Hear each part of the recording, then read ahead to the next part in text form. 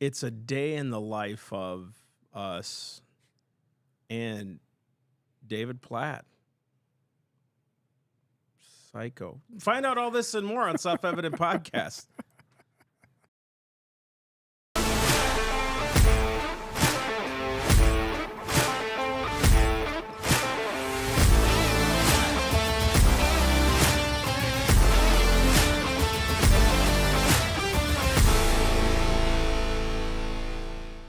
What's going on, everybody? This is Massey Campos here with Self-Evident Ministry, Self-Evident Podcast, Self-Evident, all of it.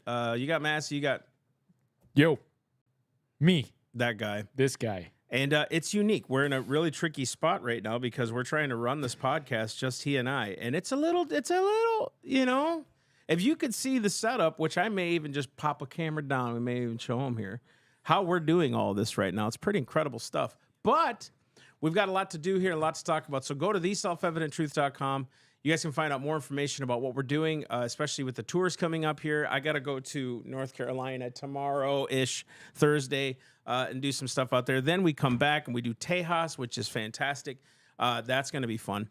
Mike's going to be out there doing his own tour as well, which is great.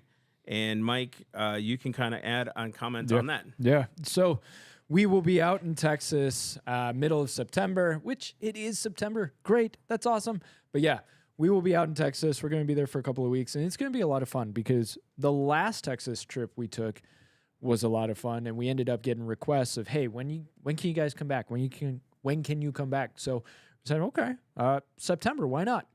And the cool thing is now that Massey is just running and gunning with us full time, that we can do whatever we want when we need to. So if you want to bring us out, let's figure out how to do it. We'll come out. We'll say hi. We'll do an event. Yeah. With that face. That's right. The beauty face. I think it's just time that we all tell them. It's my first day in the office. For those of you that don't know, I've been at Revive Church for 5.5 years now. Full-time associate pastor, which has been awesome, and I was so privileged to do it. I'm honored that they even trusted me to do it. I think we talk about it a lot, you and I, especially because you were trusted there with some stuff too, and you since moved on. But like I still go to church there. I'm still helping run some of the ministries and oversee some stuff. But just like this was a big, bold step for me. When I brought Mike on and my wife, who's running the ministry, my job was merely to go out and preach, have some vision, but they are going to run the operations. And I was in prayer one day, and this is where we never really got deep. So we're going to go into the life of Self-Evident and Massey and all this other stuff, okay? What ended up happening was, as I was in prayer, I felt like this was probably back in January, February, something like that. I can't remember how long ago it was. And I felt like the Lord was telling me, I did not give this burden of ministry to your wife and to Mike. I gave it to you. So I was like, okay, you know, what am I supposed to do then? So now being here all day and kind of just getting the nuance of how this all runs and functions, now what my presence is and what we're adding to, we're already changing things quickly. I know Mike's annoyed right now because he was basically by himself a lot here at the office. And I'm like, hey, Mike, what about this? Hey, Mike, what about this? We should change that. We should try this. We're going to do the podcast on this. We're going to change that. And he's like, I loved it when you weren't here. I could get work done. Hey, I'm not mad about that. But that's what happens when you have vision, when you have life and that kind of thing. Like for me, I'm just built that way. I'm built to create, to grow. I remember, what was it, last week, bro? I was like, we need to change all these cameras, get rid of the background. We need to... I told my wife too, she's like, why? Who gives a crap about the background? Just do the show. And I was like, yeah, but dude, we could just do this. We could change that. And it's like, I know these guys are like, this guy's nuts. Like, but that's what I live for. I live to see something new, brand new all the time. And I think that's why coming out with new merch designs, which by the way, you can pick one up at theselfevidenttruth.com. We have a black and a nice cream colored shirt. New designs coming soon. My mindset is to change consistently to kind of keep up with times. Others are more administrative. Like that's a Mikey situation. He's more administrative than I am. Way more administrative than I am. Carrie's way more administrative than I am. Not to say they don't have vision or growth. I'm saying my mind is constantly on what's next. What's the next message? What are we doing? Writing a book. talking through the chapters today again. It's just like getting back into that mix. So it's a little, it's just unique. This morning, my whole routine was thrown off. Yeah. I have a certain type of way that I leave the house, or you know what I mean. And now it's like, what do I do? You know, so it's been nuts. I think you get complacent really easily, and I know what you're you saying. get sick of being complacent Oh my really gosh, easily. I get bored quick. You sit for 5 minutes and your toe starts tapping. You're like, more. You know, You got to ask him. I had the Bible open, a book that I'm supposed to be doing for this weekend's kind of studies with some men. I had the Bible open that, and then I was looking up some different kind of designs and things.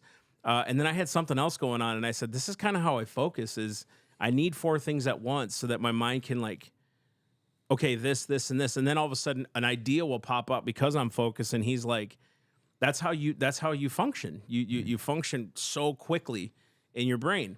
And the downfall of that is things don't get done. So like my job is once I focus on something, I've got to see it through all the way to the end. Otherwise I have 15 tabs open on a computer and then there's music playing. You're like, where's that coming from? And what tab was that? You know, that's literally what happens.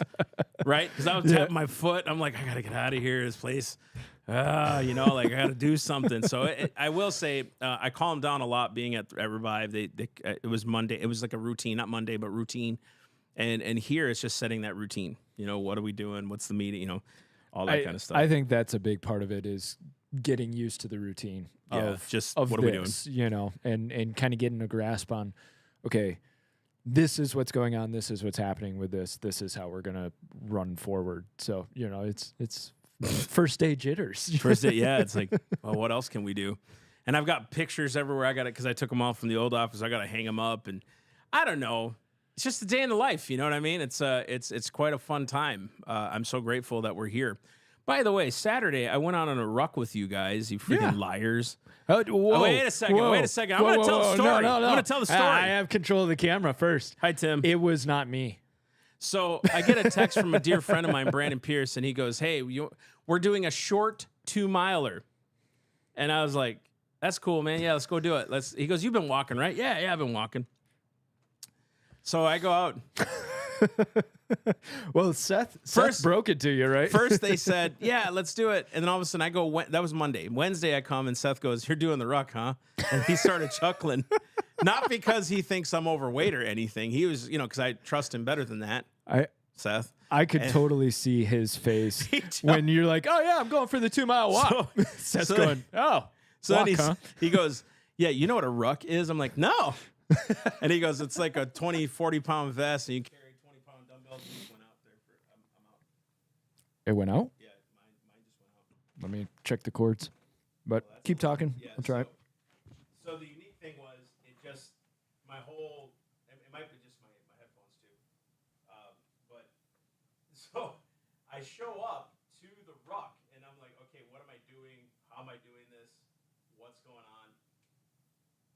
Then everybody shows up with all these packs, and Brandon shows up with 2 20-pound kettlebells and a vest. And I'm the only one. I think my microphone just went out. And I'm the only one. Oh, there it is. I unplugged my own mic, guys. See? We're doing it all by ourselves right now. My bad. We'll duct tape this thing together. So I show up on the Saturday and I'm ready to go. It's 6:45 in the morning. I just get the down low, and John Hayes looked at me before I came, and he goes, "Yeah, you're about to get it." So then I went up to Brandon Pierce and I said, "Dude, you freaking lied to me, man. You told me this was going to be a 2-mile walk, and it's this ruck pack thing." And he goes, "Dude, look at you. You are the ruck." And I was like, So these wonderful gentlemen, please show yourself, sir. These wonderful gentlemen are like praying, and they're all skinny and ripped, all of them. And it's like, I'm the only, you know who's going to be behind, right? You think that I'm going to be behind. So I go, and I was not the last one. You were not. You were not the last one. So you can. I kept up. I can hold my head. Keep it okay. I can hold my head up high on this one. Yeah. No, I didn't do the weight thing like everyone else did. And by the way, there was another fella that showed up with another fella They were like 20 minutes late. And not only did they catch up, they passed us. Those guys were beasts. That's one of those things where you're like, I would have done better not knowing that happened, because these guys showed up like 20 minutes late and got done at the same time as everybody else. If you run, I guess. Dude, they were it's cooking already too. sadistic. Yeah, and I looked beside me, and they're like, "Hey, boys, how you doing?" And I was like, "Good, I'm doing great." Oh, by the way, so through this ruck, right? It's a 2-mile walk throughout this thing. The last half mile or so is all sugar sand. That was terrible, dude. Seth warned me of that. He's like, I know the route we're taking. I was like, oh, okay. He's like, yeah, the last part of it's sugar sand. I was like, oh, are you kidding me? And it was miserable. Brutal. It was miserable. That was brutal.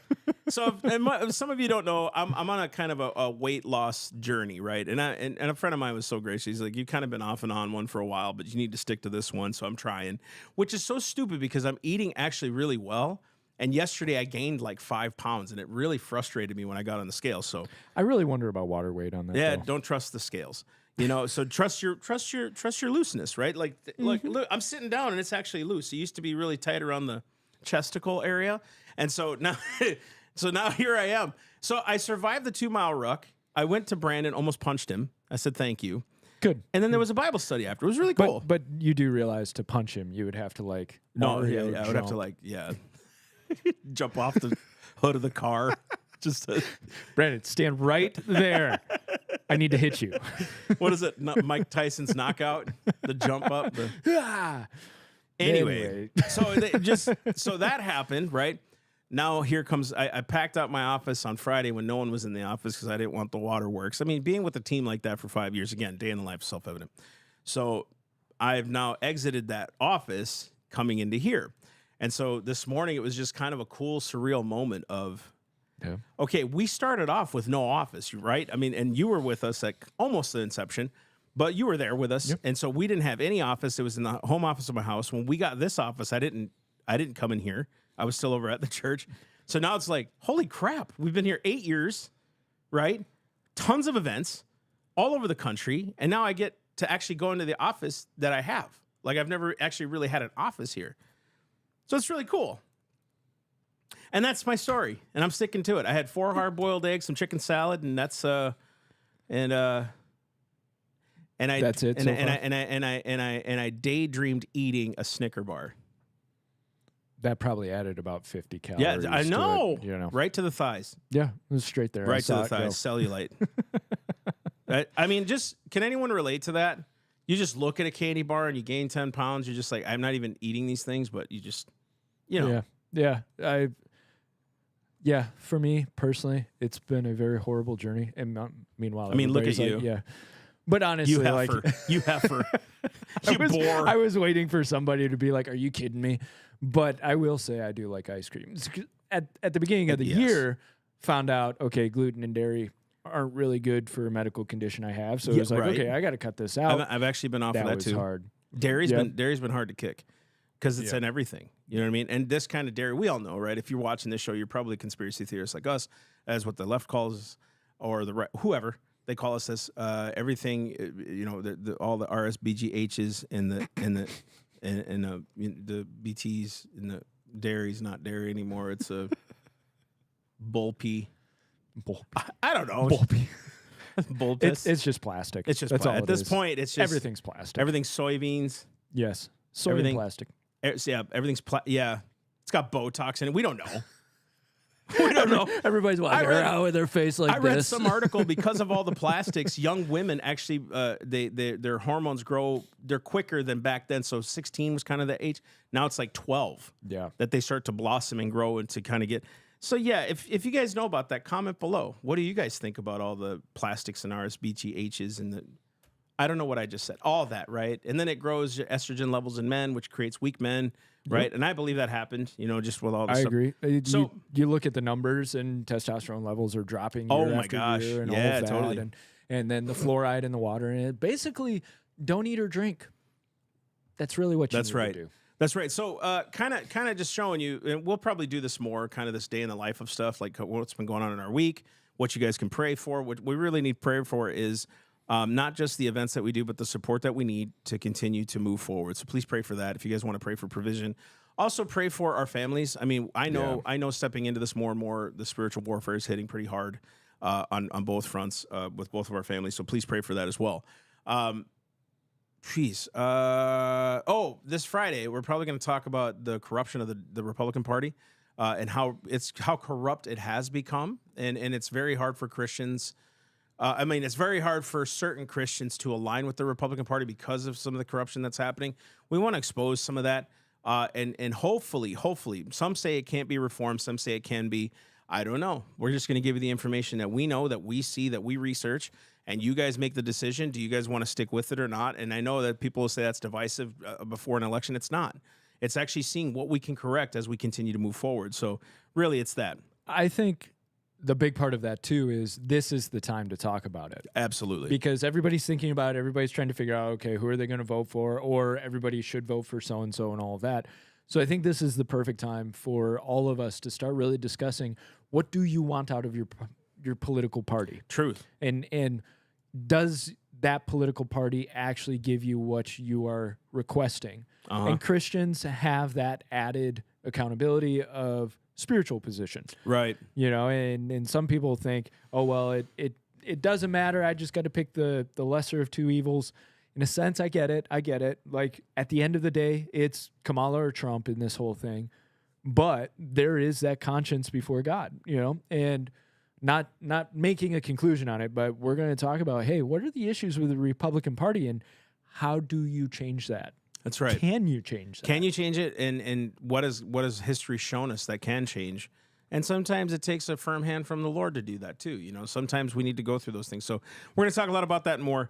Again, thank you so much, guys. If you guys can share this podcast with a friend, we wanted to minister to somebody, because I know talking about the day in the life of type of thing really helps other people grow. Like I'm probably going to do something real soon here, just a day in the life of just dadhood. You know what I mean? Like husbandry, all that stuff, just being a friend, what that looks like, biblical correction, like all that stuff, just like how to be a Christian, how to walk this thing out. What do I do? And where have I failed, and where have I succeeded? Where has the Lord really brought me from and to, so there's a lot there, but we're going to get into this this topic.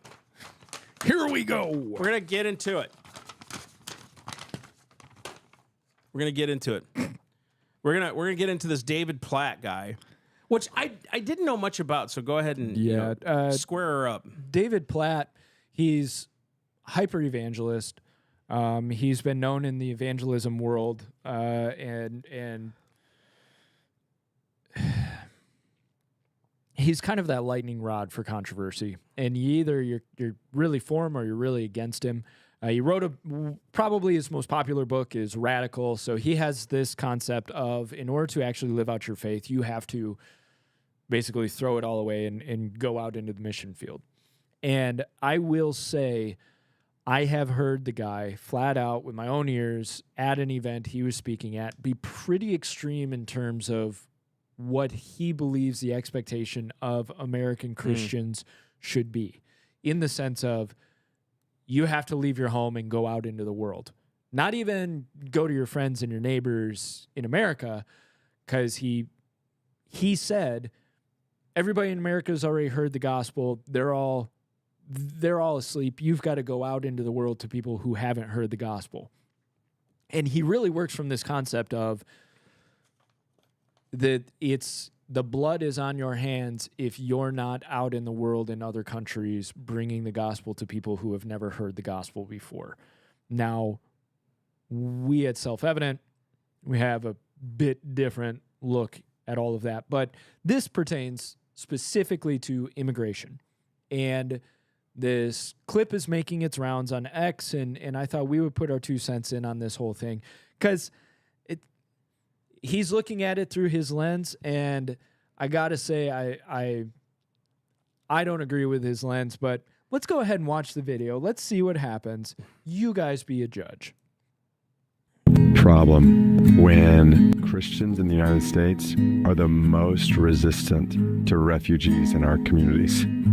Like, we believe Acts chapter 17, God orchestrates the movement of peoples among the nations that they might be found by him.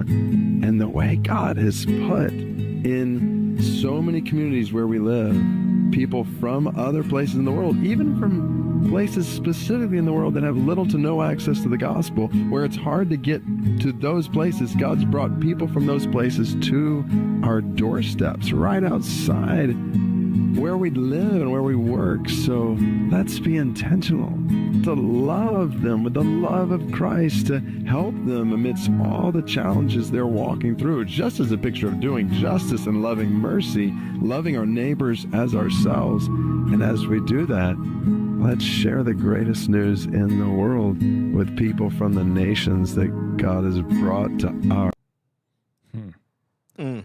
Put your thoughts below. We're going to give our thoughts, but I want you to put your thoughts below, because I want to hear what you have to say. Please. What you thinking, Mass? Listen. I don't like this. I think it's maybe callings, but like we almost portray Jesus as this singular figure that all he did was love and like help people. And then when you say this good news, like it just sounds really weird to me. You know, when I look at how the apostles preached, and don't tell me it was any worse back then than it is now. Sin is sin.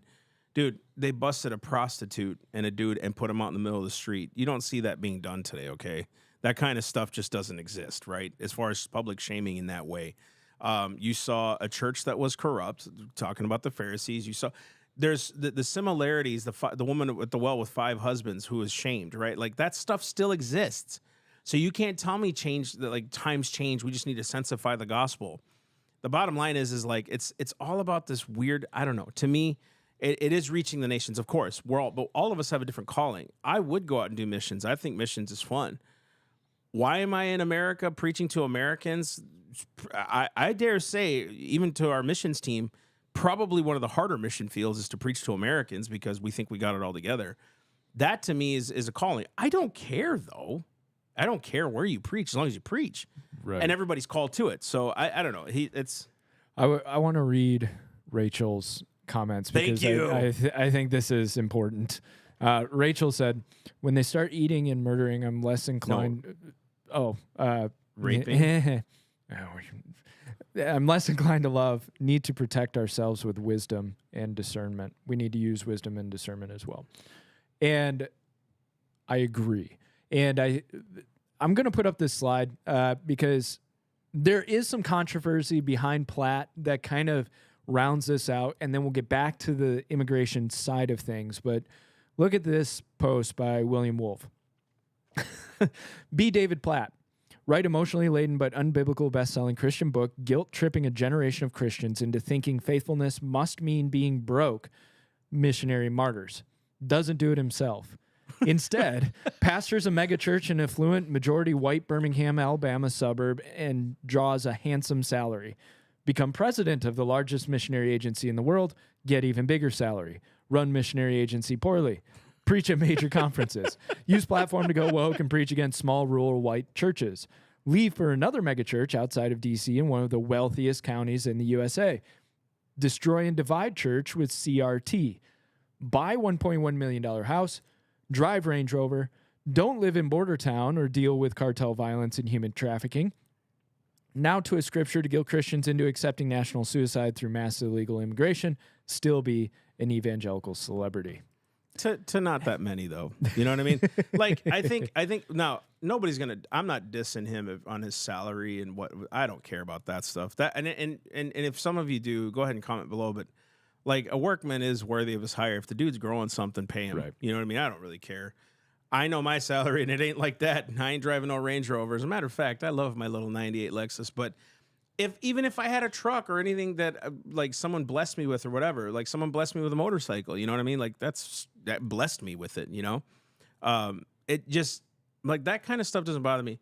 What bothers me is like what he said, you guilt trip others into this like thinking of it's all sacrifice, it's all this, but everyone else has to sacrifice but you. I think that's the problem. You know what I mean? Right. And that's the problem for me as well, because I watched him. It was at Passion a couple of years ago. Tell 65,000 young adults. Basically, you need to give up your whole life and go in missions, or else you may not actually be saved. Now, I'm summarizing what he said, but the sense was very much like, if you're not out there in the world, something's wrong with you. For me, then this goes into that whole callings thing, and we'll get into the immigration stuff in a second, but you got to understand where his lens is, his outlook. His worldview, and this happens with evangelists a lot, is everybody should be an evangelist to the extent they are. Right. The problem with that is not all of us are go to other nations evangelists. If I were called to another nation, the Lord would place it in my heart and open up opportunities for me to go to another nation. I feel more called here in America because I see everybody going, I got to go to Africa. God bless you. I see the problem here. Right. I see the structural issues here. I see the decay of good people whom I love. Right. And I want to see lifted up. I'm a teacher. I'm a discipler. So what I want to do is take Christians and get them to the next level. If you're a Christian having an issue and you're not walking out your walk the way you should be, my heart breaks for you. Just like his heart breaks for the starving kid in Africa. Neither of us are better than the other. We just have different callings. I wonder if he's going to give his Range Rover to that starving kid in Africa. I mean, probably not. I mean, I'm just throwing that out there. Just throwing it out there, boys. I mean, girls. He has to drive something to the grocery store when he buys a loaf of bread to send to the starving kid in Africa. Yeah, and I think too, like to condemn others for something that you think should be done but don't do yourself. And we don't know what he does really, because he, like the guy said, a celebrity kind of evangelical preacher. Okay, let me reverse that. I was talking to a friend of mine the other day, and some people will say this is an excuse, but it's really not for me, and I don't really care what people think. I don't care the means it takes to get the message out there. But I've never gone the way that I could and take advantage of opportunities. There are definite opportunities for us to go do certain things and all that other stuff. But then I'm like, but who am I associated with in that? And everybody does this line of thinking. So then you become an instant celebrity or an instant shocker for 15 minutes and then you're forgotten about. It's like, the Lord never needed none of that stuff. The Lord really blew his own name in the wind by the anointing. You know what I mean? Like when you had those guys who were doing tent revivals, none of that stuff needed a social media platform. When you look at George Whitefield, he had preached to over 10 million people, they said, in his lifetime. It's like, that's a big thing, right? Now, less people on the earth, I get all that stuff. And some people will say, you can do more online and bigger, and that's great. And I think that's cool. But the point that you have, I don't know if you've been on his website, just as it's called Radical, and it talks about him too. It's like, I don't think there's anything wrong with being known. No. I do, however, find an issue, and this is where it gets weird for me, and if you can relate to this, comment below. If not, tell me I'm wrong. But where I find an issue with all of it is when we go out as self-evident, right, and we preach, or like a Chris Hall or many others that I know in ministry, David Barton, he's not out condemning pastors because they don't get into politics. He's encouraging them to do it, but he's not blasting them, putting them on blast for not stepping up in their realm and whatever. He's not like, none of those guys I've ever seen anyway get angry and frustrated that the church doesn't do something. You know why? Because they don't need the church. We need the Lord. And if the church follows, praise God. And the more they've done this, the more other churches have now woken up and said, you know what, we need to get involved. We're going to take your example. You know what, we're seeing change out there. Like here in our county, in Martin County here, we've seen a lot of change with a local church. What a local church can do and what that outreach looks like, the influence you can have, all that stuff. And it's like now other churches are calling and saying, hey, can you come over and teach us this? So it's good. So we're seeing kind of that growth. But none of that had anything to do with us going on Fox News. I'm not against going on these programs. I'm not against connecting with other people. I just want the Lord really to do what he's going to do. Because then I don't have to maintain the relationship. I don't have to keep texting, hey, did you make sure to get that program in? Like, if the Lord wants to do it, he's going to do it. I don't want to have to maintain it, right? I don't have to point it out and say, if you're not doing this, then why? It's like, that's so stupid to me. Let people see your example. Our walk should be inspiring and encouraging to others. That's exactly it. But our walk doesn't need to demolish others because they're not following the walk that we're following. And I appreciate what he's done in the missionary realm. I appreciate what he does in global missionary work. Like you, I think my biggest issue is there's almost this, you're not doing what I'm doing, so therefore you're wrong because you're not doing it the way I think you should. But the problem is some are a hand, some are a foot, some are an eye, and the eye cannot say to the foot, I have no need of you, right? And some are the butt. Thank you. Succincts my point perfectly. That's right. Some of us are just the rumpus. But I do want to get into this immigration idea. So in the video, basically what he's saying is Americans are the most closed off to refugees in all the world. American Christians. And he makes that, you heard it, you can go back and play it. He makes that blatant statement of American Christians are the most closed off to refugees out of all the world. That's a massive statement to make, bro. Especially because it's not that American Christians have anything against refugees. It's who you're telling us is the refugee. That's the problem, because you've labeled everybody a refugee. The guy wearing Adidas tracksuit and gold chains waving cards with $30,000 on him is suddenly a refugee. With MS-13 tattooed across his neck, which they do that, by the way. And then he climbs into the Range Rover with his buddies once he's over the border and drives away. Like, right. Refugee or illegal. Right. There's a difference. I don't think, too, David understands the implication politically, lawfully, of what happens with a mass immigration when they're not checked. And I think these guys, one of the things I didn't like what he did, and just being honest with you, we've talked about this so many times. Emotion makes terrible law, and they go by emotion. And a lot of the times the gospel is being preached by emotion rather than principle, right? So the principle is you're in your sin. Matthew 1:21 says he came to save his people from their sins. He died to remove their sin, to destroy their sin, 1 John 3. You look at all these things and you see the blood of Christ came to redeem you from sin. Instead of preaching that, we got to figure out a way to say there's good news, though. You can be changed and you know what I mean? It's almost like this weird, if you've been down and out and all these other things. No, Christ was down and out too. He empathizes with that. But the reality is we have sin in our life that is separating us between us and God. There's two choices here that you can have: an eternity with Christ or eternity without him. Eternity in heaven or in hell, a separation from God eternally. And when you don't preach that, people are almost left with the sense of, I now have a buddy with me in this journey instead of a savior and a king and a Lord. And when he does these kind of things, when he does this, when he says, this emotional plea for refugees, he's not understanding the process of coming into a nation legally. As a matter of fact, I want to ask David, what does it look like when a non-Hispanic goes into Mexico illegally? What does it look like when a non-Iraqi goes into Iraq illegally? What happens in any other country? What happens to him? Right. It typically is jail or worse. Worse. And it's like, are we going to sit there and say, no, we respect what they do. So you know what people don't tolerate? You know what they don't do there? You don't go in there illegally. You follow the laws. We don't have these strict laws where it's pulling people away from their, you know what I mean? Like all this stuff.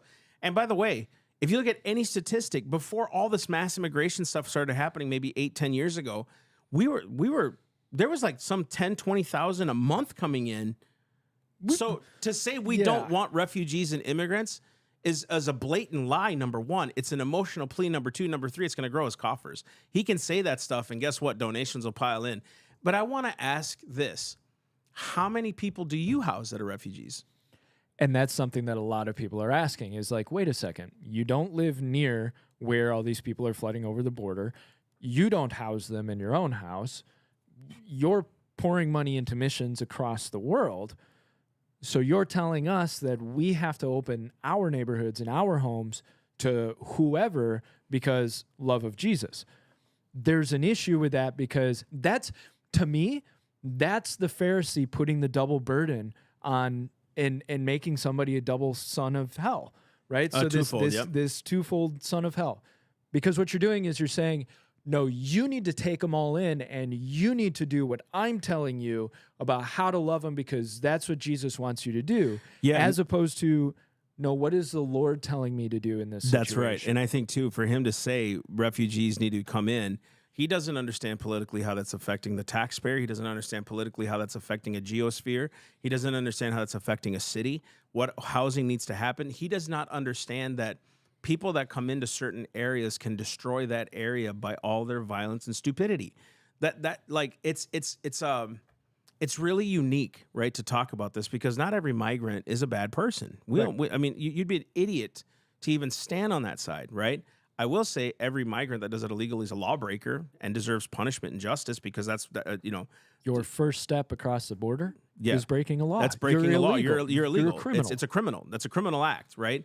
Can there be mercy? Yes. But with all the stuff going on here, it's like we're just letting them come in and all that stuff. Now, Scripture talks a lot about the stuff. Go for it. You and I were kind of walking through. Let's go through some Old Testament stuff, because people talk about refugees and, the Lord said, be kind to the stranger and all that other stuff. Well, let's just talk about that. Deuteronomy 10:18-19 says this: He executes justice for the orphan and the widow, and he shows his love for an alien by giving him food and clothing. Show them your love for the alien then, for you were aliens once in the land of Egypt. They use this one a lot. Yes. And the first 4 or 3 that we've got, they use all the time.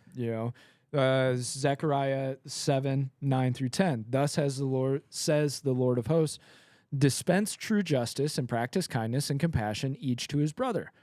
And do not oppress the widow or the orphan, the stranger or the poor, and do not devise evil in your hearts against one another.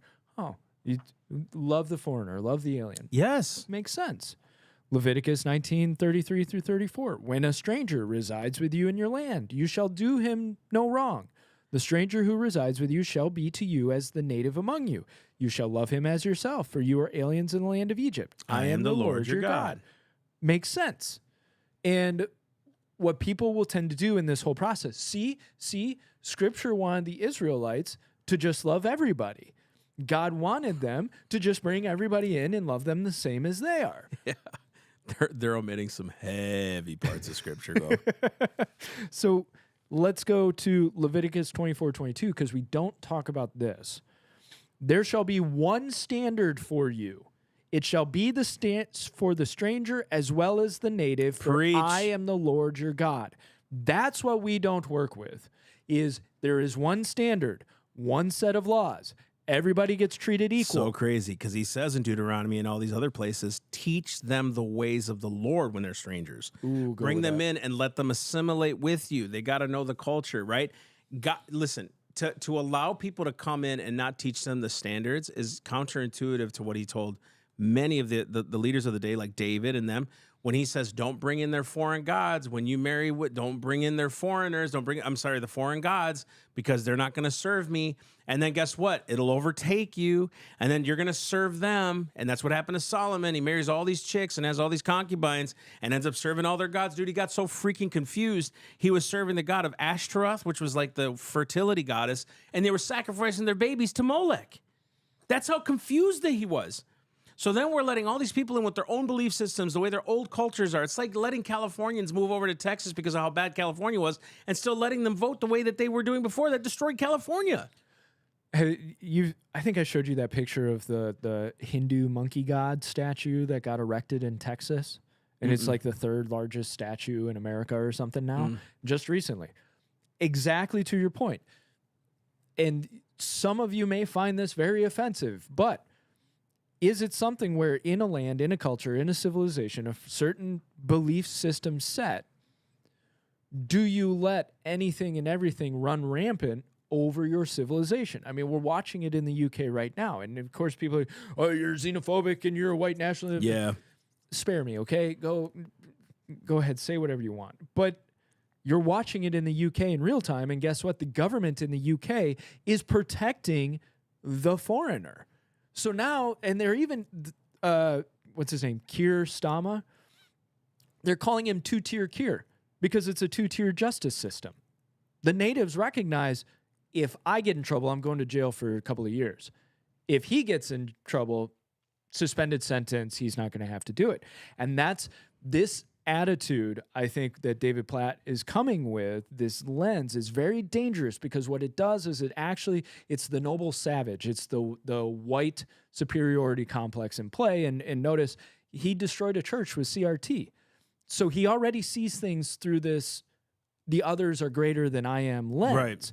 Right. And so now it's the noble, savage foreigner who I have to bring in and I have to uplift above all us dirty, evil, awful Americans who don't love them enough. And we've got to show them our love and really bow before them in a way. Now, I'm exaggerating a little bit, but this whole belief is very dangerous because what's happening in the UK suddenly turns around and happens here if you put somebody else, another people group, on the pedestal. That's actually happening in San Francisco and California. It's just one example, right?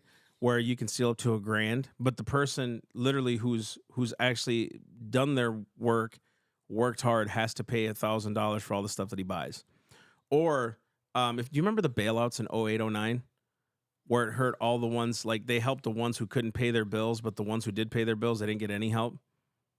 Which aren't we watching that right now? That's exactly it. With if you're illegal, here's Oregon EBT cards and 150,000, which we cover, $150,000 for your home and podcast to go. Just so you know, 2 podcasts to go watch it. It was really good. So yeah, and it's that same 2-tier system. It's like the foreigner will get punished less than the actual American. Why is it that a person who's a straight up American, like here, TSA, I'm now guilty till proven innocent every time I walk through the airport. Isn't that crazy? Like I now have to be proven that I'm innocent.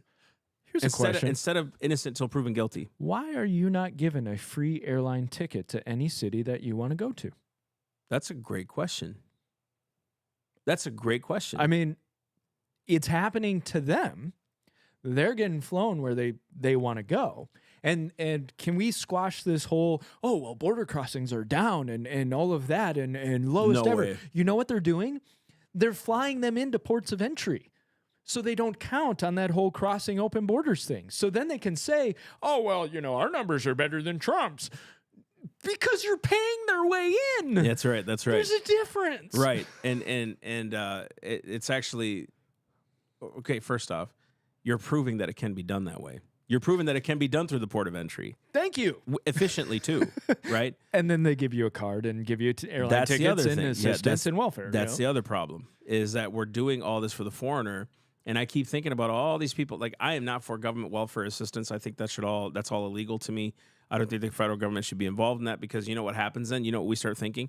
What about all those people down in Alabama, Mississippi, the suburb of Chicago? How come they're not getting help that way? It's like, do you see the problem with letting government run this kind of stuff when benevolence shouldn't be in their hands because they're not benevolent because they don't know how to be? They will never hand it out evenly. That's exactly right. Because they're using your money to purchase your vote. They're using your money to purchase your loyalty. What do you think they're doing to all of these people who are coming across the border? This is why it's disingenuous, and this is why I get frustrated with somebody like David Platt using the Christian moniker and saying, you're not a good Christian if you don't allow all these refugees. Yeah. A, they're not refugees. B, they're bringing them in on purpose to purchase their loyalty so that they have a whole nother 5 generations of voting base to give them power, let alone it restructures the Electoral College, it restructures the House. This causes issues that ripple out. And so I don't think this is one of those places of you better love Jesus and give them everything. And don't you ever say boo about somebody who comes over the border illegally. Right. You know? And so with his ignorance, and I'm saying ignorance in a kind way, I'm not saying he's a jerk or an idiot. His ignorance or lack of understanding is ushering in people with foreign gods, foreign thoughts. What you're doing is actually destroying your society by a false representation of what love and compassion is. That's not what love and compassion means. Even Jesus himself said one time, I mean, I don't know if you can ever pick this up, when he said, don't cast your pearls before swine, what do you think that means? Why did he say that? Because they were throwing the gospel to people that didn't want it. Shake the dust off your feet and keep walking. Why do you think he said that? What about the love and compassion? We shouldn't kick our dust off our feet. We shouldn't do that. Ooh. Paul should have never called Herod the Pharisees whitewashed tombs, Peter and them.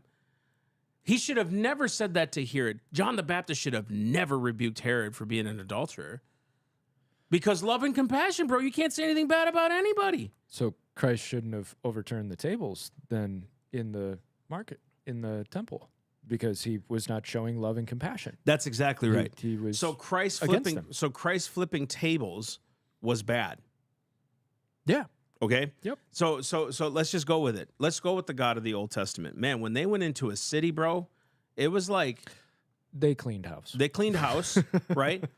But also too, when the children of Israel had to pass through the land of like Judah, Israel, all that stuff, there was passage. They had to assimilate while they were there. The Bible actually says, I can't remember where it was because I read it. I've read it many times, and I did a whole thing on immigration. When they had to pass through, they had to be like, dude, be careful. Don't look up. Don't look down. Don't talk to nobody. Just go about your business. Keep going, right? Because you were sojourners. It was stay on the road and just walk straight. Don't stop. You're absolutely right. You're sojourners in this land. Just keep going. And I do want to put flicks on Go for ahead. a second. Yeah. So Jonathan said, what about the fire survivors in Hawaii? They got what, like $700? Yeah. Yeah, but all the people with the blue roofs got cheap land. You know what I mean? You guys know what I mean? Blue roofs. Isn't that funny? Check it out on one of our podcasts before. I think too, like let's just kind of close this off. When it says the alien and the stranger, that doesn't mean the abider. That means people who are passing through. If you're gonna come here and live here, you got to acclimate to what we do. What does that mean? Man, I don't want as corrupt as some of these organizations and businesses and companies are, like maybe the Wall Streets and all this other stuff, the big S&P businesses. There might be some corruption there. I don't know. There is obviously in some. I'm not denying that. What I'm saying is I'm not trying to deny there's corruption. But I wouldn't want them to drop their standards for people. I wouldn't, because it's like it brings a certain eloquence, a certain level up. I have to achieve something in life. When you're looking at places like Walmart or Costco or something like that, if they have to keep dropping standards, I'm not saying they are, but if they have to keep dropping their standards, what's the quality of work going to be then? What's the quality of product you're going to produce? What's the quality? If we keep giving people an inch, I'm telling you, and David should know better than this. Yeah. You give sinners an inch, you give people an inch, any person, sinners, whatever, not sinners, they will take a mile. The bottom line is those refugees are lying before God about their status. And you can't get away from that, Mr. Platt. The fact that they're coming in illegally is something that is a violation of God's law first. They're lying. They're bearing false witness. And it is against their neighbor. They're saying, I deserve to be here. It doesn't matter about you. Now, I believe there are many Americans that are in America right now that shouldn't be Americans. They don't even like America. I'm with you on that one. We can debate that. We can say that stuff. I don't think half the population should vote because they don't even know how to vote. They don't know what they're voting for. They're voting because Kamala's black and she's a woman. They don't even know her issues. She hasn't even debated anybody about her issues. So I don't even think they should be a votable electorate, because they're not. They're not even governed anymore. They don't even know what American law is. And this is lawlessness at this point. And it really is. And it's a doubling down. And I want to put Rachel's comment on, because this is straight to what you were talking about the other day. Stray cats, what happens when you feed them? That's right. I did that. I did that analogy. That was stupid. I did it, actually. Dummy. My wife's like, dude, it's my emotion. It got me. My wife's like, don't do that, because she knew better. She'd done it before. Yeah. Don't do that. I'm like, oh, babe, it's just one cat. Okay. Let's read Jonathan's one as well. He says, I would love to see some of these arrogant blue hair progressives immigrate into Dubai or Saudi and not conform to local laws and culture. Good luck. Exactly. We just said that. Said that. Yeah. Bro, Yeah. I don't know if you caught the show earlier, which you probably didn't. So you should 3 o'clock every day. No, 3 o'clock. So we talked about what happens with a person who goes into Iraq illegally, right? Or like he said, Dubai or Mexico. But I think more so what he's saying is, because we were talking crossing the border illegally. He's talking like, if you go into Dubai, guess what? If you break their laws and their customs, you'll lose a hand. You'll go to jail. John. You'll be My beheaded. bad, John. Misunderstood. You know? And so it's very true. I don't. If you would have asked me 5 years ago and said, okay, you have two options. You either allow everybody to have everything in your civilization, your culture, because you are going to be a secular culture. You can either do that, or you draw your lines in certain values, belief systems, all of that. Which one do you pick? I would have said, well, we've got to respect and honor other people's beliefs, and it may not be mine, and I'm not going to force my beliefs down other people's throats.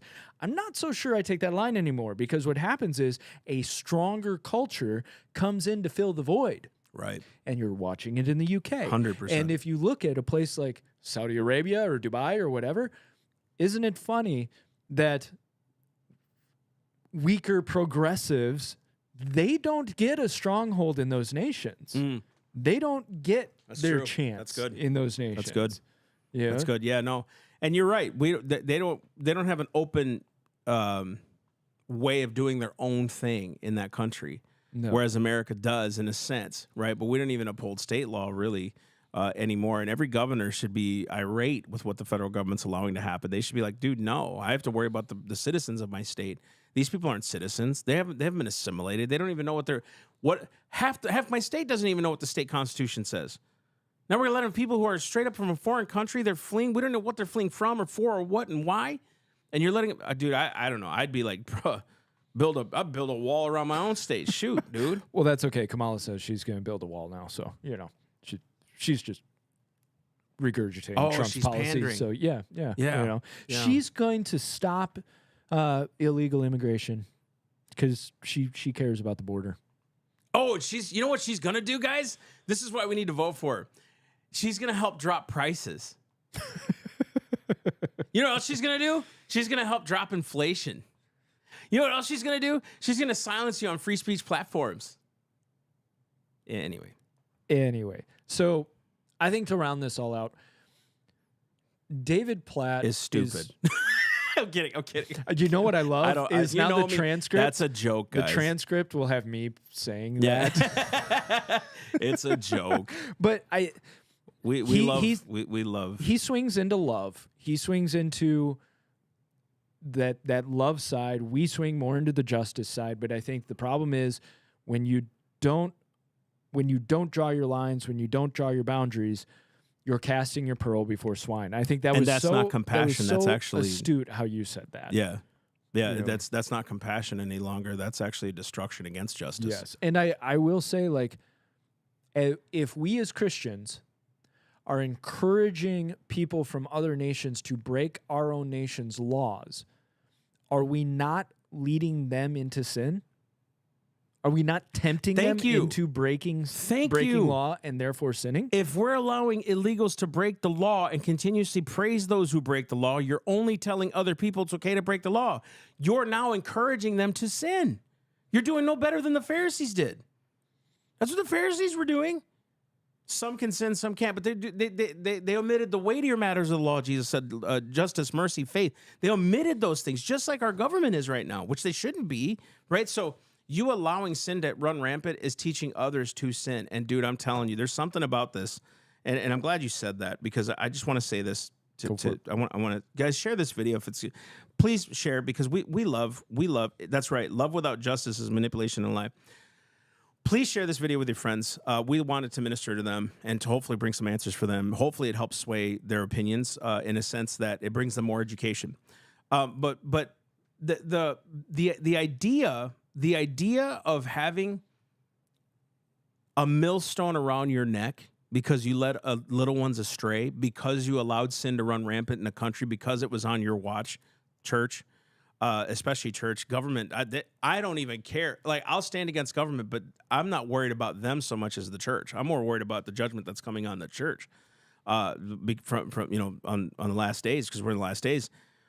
I'm more saying, imagine the millstones that'll be handed out. I'm talking about spiritually that day, because we allowed this nation to allow lawbreakers to continue to lawbreak and punish those who do good.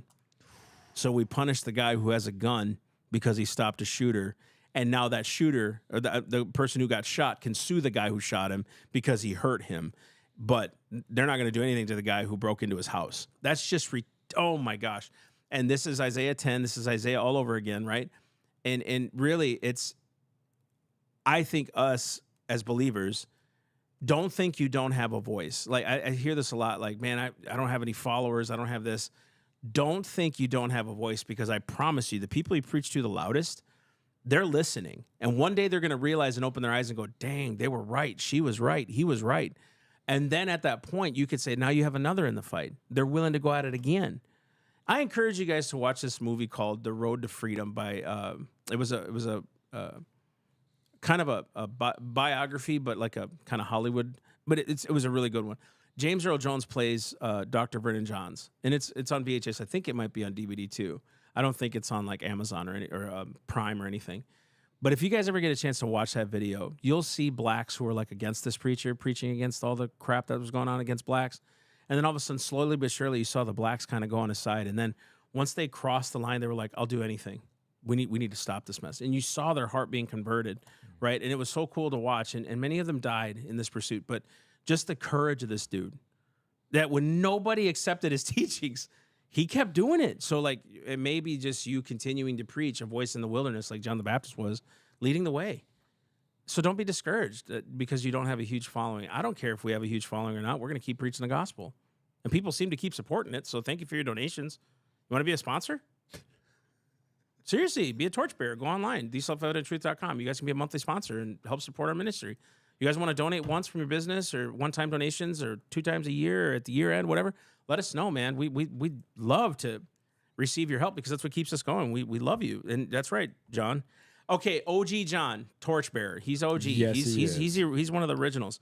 Actually, probably he's an the original. OG, man. And torchbearer's up, man. And there's so much that I'm going to do with the torchbearer program now that I'm on that I want to see get done that I just haven't been able to do, and I will now.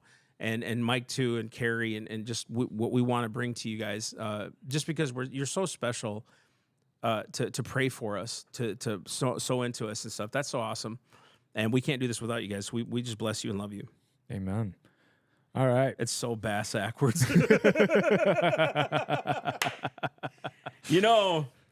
I love you, Rachel. You're awesome. I got to put Jonathan's torchbearers up.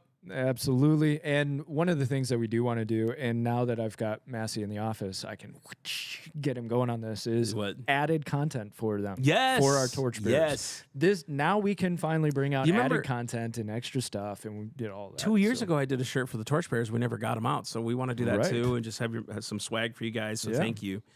You guys are awesome. We love you. Thank you for tuning in today. Again, share this with a friend. And continue to go read the blogs and do what we're doing. Follow us as we go to Texas here. That's going to be exciting. You got your own leg of the tour. I do. There's one leg here and there's one leg here. 2 legs. 2 legs. And we're walking. It's God's gift. Hey, somebody scan the QR code. Thank you very much. You guys still get a chance to do it.